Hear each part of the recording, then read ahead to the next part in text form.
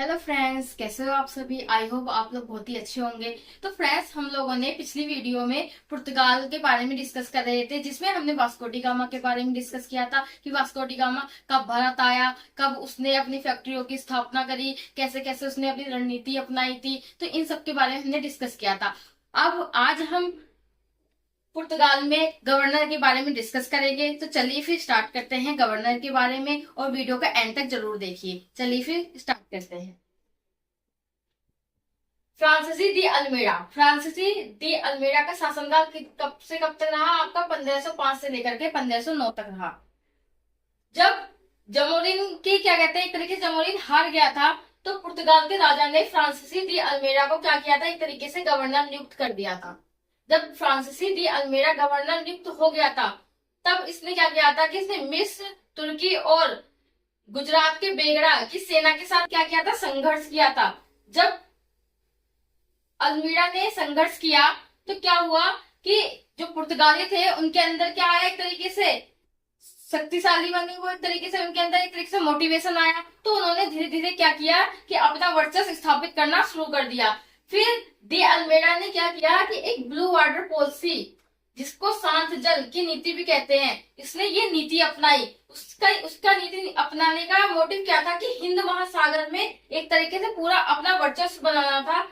लेकिन ये जो नीति थी इसकी ज्यादा दिन तक नहीं चल पाई, और ये एक तरीके से वास्तविक रूप से गवर्नर के पद को एक तरीके से नहीं संभाल सका।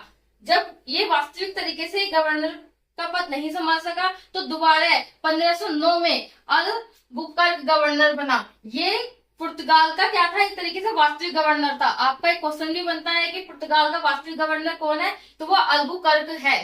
तो 1509 में अल्बुकर्क को पुर्तगाल गवर्नर क्या किया गया, एक तरीके से नियुक्त किया गया। जब अल्बुकर्क गवर्नर नियुक्त हो गया, तो उसने क्या किया कि पुर्तगाली शक्ति की एक तरीके से वास्तविक नींव रखने का श्रेय किसको गया है, इसको क्या कहते हैं, अल्बुकर्क को गया है। फिर क्या होता है कि पुर्तगाली सेना में भारतीयों की भर्ती प्रारंभ की। ये एक स्ट्रेटेजी थी किसकी, अल्बुकर्क की, कि उसने क्या किया था कि हम मतलब जो पुर्तगाली है वो हिंदू महिलाओं से, जितना हिंदू महिलाओं से वो विवाह करेंगे उतना ज्यादा पुर्तगालियों को क्या होगा, वर्चस्व स्थापित होगा। और क्या कहते हैं, हिंदू जो लोग होंगे वो पुर्तगालियों को मतलब एक तरीके से वो युद्ध नहीं लड़ेंगे, उनको किसी चीज का डर या भय नहीं होगा।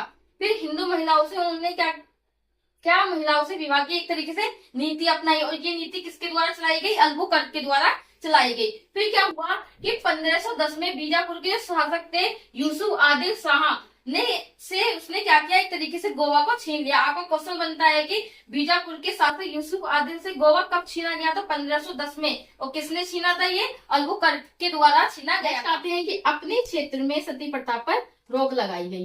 भाई अल्बुकर्क था, उसने क्या किया कि अपने क्षेत्र में क्या किया, सती प्रथा पर रोक लगाई। भाई सती प्रथा क्या था कि जब एक बेसिक से आप लीजिए, बेसिक लैंग्वेज में, कि क्या कहते हैं, जो हस्बैंड था भाई उसके साथ क्या होता था, हस्बैंड की डेथ हो जाती थी तो उसके साथ ही उसकी वाइफ को क्या कर दिया जाता था, जिंदा जला दिया जाता था। तो ये हिंदू लोगों की क्या थी, एक तरीके से बहुत बेकार प्रथा थी कि उनके पति के मरने के बाद उनकी पत्नी को क्या कर दिया जाता था, जिंदा जला दिया जाता था। तो इस पे किसने रोक लगाई थी, अल्बुकर्क ने रोक लगाई थी। नेक्स्ट आते हैं कि कोडेज ऑफ कैफे सिस्टम। अब कोडेज ऑफ कैफे सिस्टम कौन लेके आया था, ये भी अल्बुकर्क लेके आया था। भाई देखिए, जैसे आप एक मार्ग से दूसरे मार्ग में जाते हैं तो क्या होता है कि आप लोग टोल टैक्स देते हो। टोल टैक्स देते हो, ये मैंने इसलिए लिख दिया ताकि आप लोगों को पता चले टोल टैक्स क्या है। तो टोल टैक्स देते थे। अब क्या होता था कि अल्बुकर्क ने क्या किया था कि समुद्री मार्ग से जब ये लोग एक देश से दूसरे देश में व्यापार करना चाहते थे तो उसने क्या लगा दिया था, कर लगा दिया था। अगर वो लोग कर नहीं देंगे तो क्या होगा, उनके जहाज को कर लिया जाएगा, एक तरीके से जब्त कर लिया जाएगा। ये अल्बुकर्क के इंपोर्टेंट फैक्ट थे। आगे मैं आप लोगों को इसके क्या कहते हैं, पुर्तगालियों के इंपोर्टेंट फैक्ट आप लोगों के साथ डिस्कस करूंगी। तो मिलते हैं नेक्स्ट वीडियो के साथ। वीडियो को लाइक और सब्सक्राइब करते रहिए। मिलते हैं नेक्स्ट वीडियो में। Thank you.